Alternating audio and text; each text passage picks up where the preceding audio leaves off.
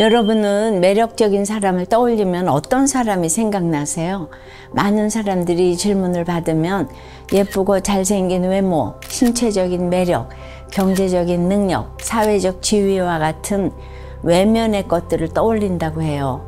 하지만 데이트를 마친 사람들을 상대로 만족도를 조사한 설문에 의하면 외모와 신체적인 매력은 중간 순위에 속하고 경제적인 안정성과 물질적인 성공은 가장 낮은 순위로 뽑혔다고 해요. 그렇다면 데이트를 마친 사람들이 뽑은 가장 매력적인 사람의 특징은 무엇일까요? 바로 공감 능력이 있는 사람입니다. 데이트 동안의 감정을 잘 이해해주고 자신이 공감받는다는 느낌이 들었을 때 만족도가 상대적으로 더 높았다고 해요. 공감 능력이 있는 사람과 대화를 하면 본인이 배려받는다는 느낌이 들어 장기적인 관계를 앞두고 매력을 가장 크게 느낀다고 합니다.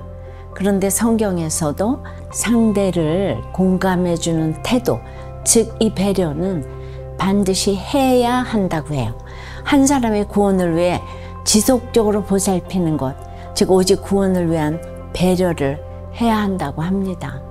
그래서 우리는 상대방이 힘들다고 하면 구원을 위해 인정하고 들어봐야 해요. 불편하다, 상처받았다고 하면 구원을 위해 성실하게 귀를 기울여야지 옳고 그름으로 따지면 안 되는 거예요. 이렇게 서로 격려하면서 상대가 영적인 것을 이루어 가도록 돕는 것이 우리가 해야 할 최고의 배려입니다.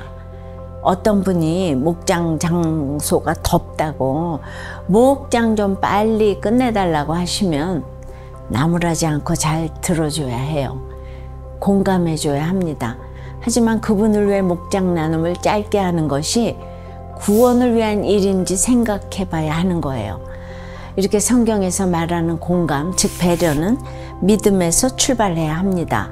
오직 구원을 위해 그 사람의 이야기에 귀 기울이고 공감하되 그 사람이 영적인 것을 바라볼 수 있도록 지속적으로 보살피는 것이 우리가 해야 하는 진정한 배려입니다.